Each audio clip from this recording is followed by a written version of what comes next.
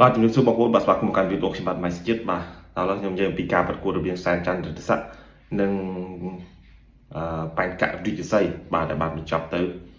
ដោយមានការជំរុញចម្រាស់ច្រើនបាទក្នុងការប្រកួតវគ្គប្រៃព្រាត់ដណ្ដើមខ្សែក្រវ៉ាត់ Maffei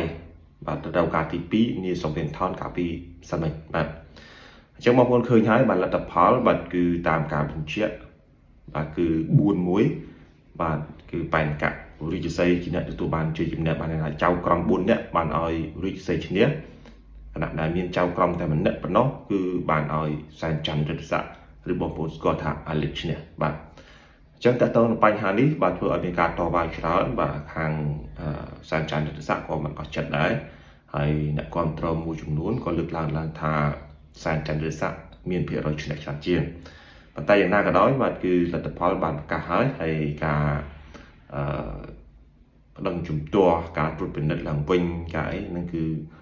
កំពុងតែត្រៀមធ្វើឡើងបាទអញ្ចឹងសម្រាប់មតិយោបល់របស់ខ្ញុំក៏ដូចជាការយល់ឃើញរបស់ខ្ញុំវិញបាទតកតងទៅនឹងការប្រកួតនេះបាទគឺចំណុចដែលមានការខ្វែងគំនិតឬជាការយល់ឃើញខុសហើយខ្ញុំអាចវិភាគបានរហូតទៅដល់ភាគរយច្រើនតកតងទៅនឹងការបកស្រាយរបស់ចៅក្រមអាជ្ញាកណ្ដាលបាទអញ្ចឹងសម្រាប់របៀបនៃការដាក់ពិន្ទុបាទគឺសហព័ន្ធបានបង្ហោះជូនបងប្អូនហើយបាទនៅក្នុង page សហព័ន្ធផ្ទាល់តែម្ដងបាទគឺរបៀបនៃការដាក់ពិន្ទុលក្ខខណ្ឌមួយចំនួនរបស់ការប្រកួតគុនខ្មែរនេះគឺសហព័ន្ធបានបញ្ចេញអស់ហើយបាទប៉ុន្តែពីប្រហែលខែមុនមកបាទហើយទាំងមានអង់គ្លេសហើយនិងខ្មែរបាទអញ្ចឹងចំណុចដែលមានការខ្វែងគំនិតគ្នាដូចជាការយល់ឃើញខុសគ្នាតទៅនឹងការប្រកួតនេះទី1ខាងអាឡិចបាទគេថាដើរចូលវាយបានច្រើនត្រូវគោលដៅបានមិនត្រូវគោលដៅខ្លះត្រូវគោលដៅខ្លះប៉ុន្តែថាត្រូវគោលដៅច្រើនជាងបាទនេះខាងអាឡិចដើរចូលវាយបានច្រើនហើយមិនមែនថាត្រូវទាំងអស់ទេត្រូវគោលដៅខ្លះ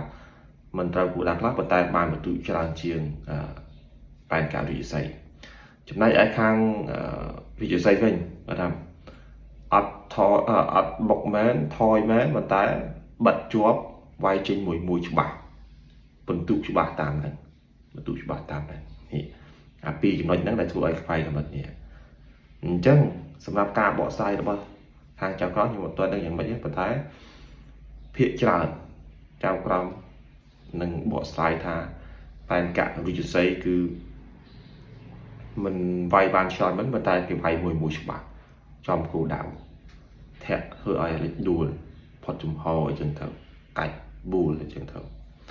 ខាងអាលិចគេថាចូលចាប់អាលិចបានចាប់វាយជង្គង់បែនកៈវិជស័យថយទប់បែវាជាចំណុចខ្វែងគ្នា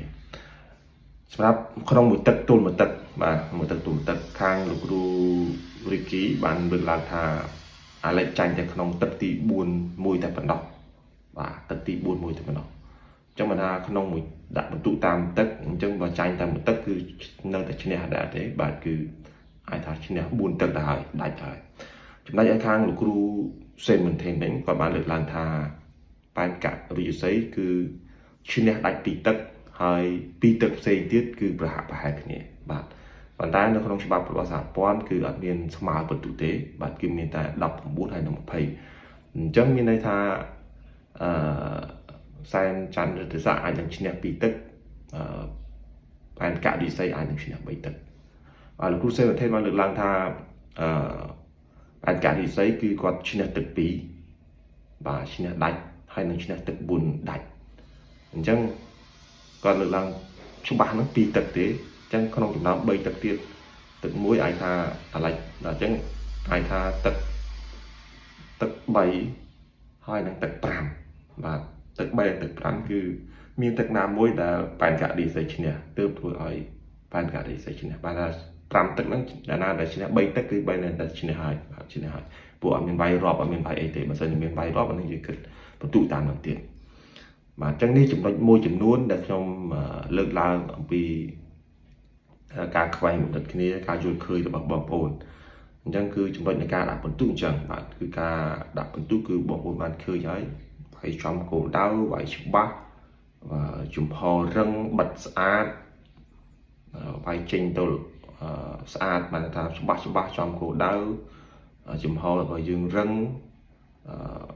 មិនទុនខ្លាយអញ្ចឹងទៅបាទចំមួយហើយការចំបាទចំគោលដៅហ្នឹងគឺកន្លែងណាក៏ចំគោលដៅដែរអត់តែកន្លែងដែលមិនហាមឃាត់បាទគឺសិតតែបានបន្ទុកបាទលើក្រោមទាត់ក៏ដោយបាទបាំងក៏ដោយបាំងទាត់ទៅគេបាំងជាប់អត់បានបន្ទុកទេតែបើគេបាំងទៅវាtrade អីចឹងទៅបាទគឺអាហ្នឹងបានបន្ទុកបើថាទាត់ចឹងទៅយើងបាំងដែរតែយើងបាំងទៅអត់មានសូវវាអីចឹងហ្នឹងក៏គេបានបន្ទុកដែរហ្នឹងអានឹងតាមការមើលត្រួតរបស់ខ្ញុំនៅក្នុងច្បាប់ទស្សនព័ន្ធបងប្អូនអាចចូលទៅមើលបាននៅក្នុង page សហព័ន្ធបាទគឺមានការបង្ហាញជូនទាំងអស់តែម្ដងបាទអញ្ចឹងគឺខ្ញុំលើកឡើងចំណុចដែលធ្វើឲ្យខ្វែងកំណត់ផ្សេងអញ្ចឹងបាទខ្ញុំនិយាយតទៅនឹងការប្រកួតអញ្ចឹងបាទគឺខាងកលិចថាដើរចូលវាយបានច្រើន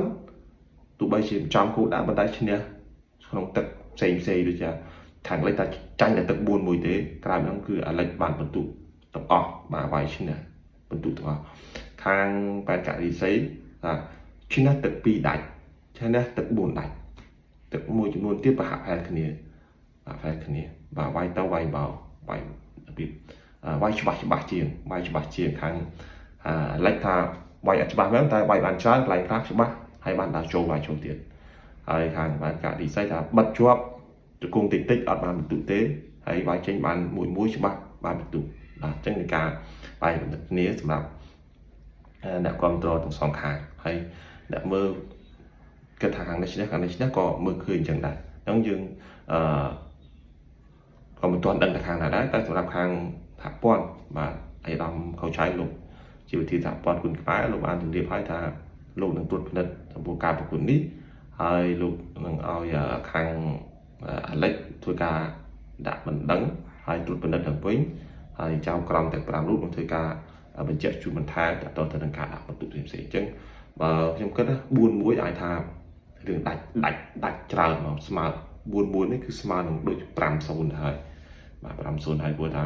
4អ្នកគេមើលឃើញខាងឈ្នះហើយមានតែម្នាក់មើលឃើញឈ្នះប៉ុន្តែម្នាក់ក៏ជាបញ្ហាដែរហេតុអីក៏គាត់ម្នាក់មើលឃើញអាលិចឈ្នះហេតុអី4អ្នកទៀតមើលឃើញបើ3-2អត់អីទេ3-2មានថា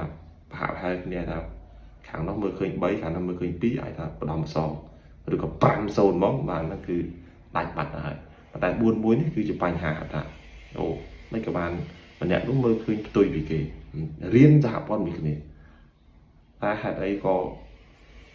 មើលឃើញម្នាក់ឯងថាអាលិចឈ្នះហើយ4នាក់នោះមិនក៏ទៅដាច់បាត់អញ្ចឹងនេះសិតតែជាចំណុចដែលបងប្អូនត្រូវតាមដានបាទអញ្ចឹងសម្រាប់ខ្ញុំវិញខ្ញុំមិនគិតថាខាងណាឈ្នះខាងណាចាញ់ទេព្រោះខ្ញុំវិភាគជូនបងប្អូនហ្នឹងបងប្អូនអាចបែកញែកប៉ុណ្ណឹងបាទប៉ុន្តែបើយើងមើលលទ្ធផលយើងឃើញលទ្ធផលអញ្ចឹងហើយបើយើងថាខាងនេះឈ្នះនេះក៏អត់កើតតែយើងរងចាំការបកស្រាយរបស់សហព័ន្ធតែខ្ញុំវិភាគជូនសម្រាប់ការប្រកួតការតវ៉ារបៀបនៃការដាក់បន្ទុកផ្សេងជូនបងប្អូនប៉ុណ្ណាបងប្អូនអាចទៅពិចារណាបានអរគុណសម្រាប់ការតាមដានវីដេអូខ្ញុំបាទ